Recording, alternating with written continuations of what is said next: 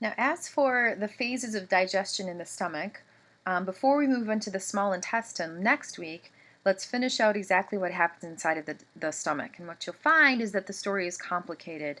Not all, the secretions are not only controlling what's happening inside of the stomach, but other parts of the body as well. So the first stage of digestion in the stomach would be the cephalic or reflex phase.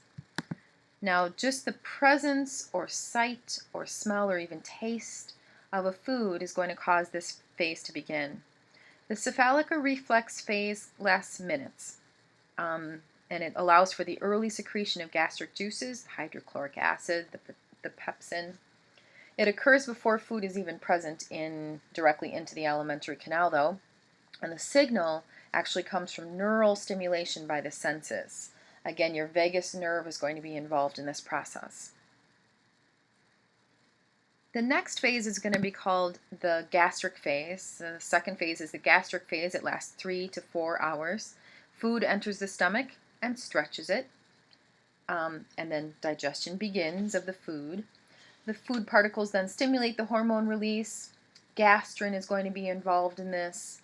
And then mechanical and chemical digestion proceed until the contents of the stomach are fully converted to chyme.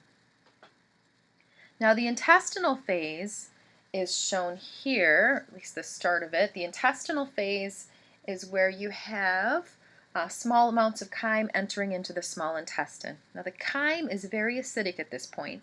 You actually want to preserve the walls of the small intestine, so only small amounts at a time ever enter at once. As these structures are entering into the small intestine, this releases the stimulation of this stimulates the release of cholecystokinin, or CCK, secretin, and vasoactive intestinal peptide, or VIP. Now, these are released from the intestines directly, although keep in mind this is still considered the phases of digestion in the stomach.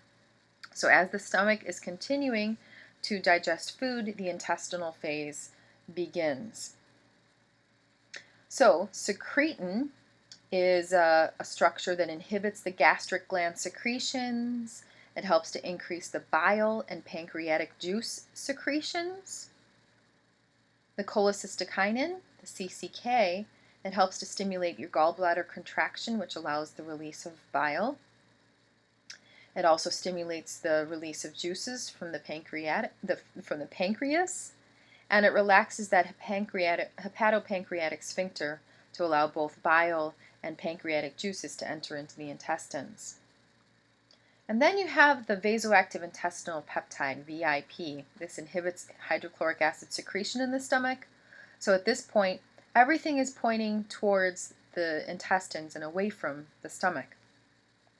The VIP also helps to dilate the intestinal blood vessels to allow them to become the intestines to take over more activity. This also relaxes muscle in the intestinal walls to accommodate more food possibly entering in.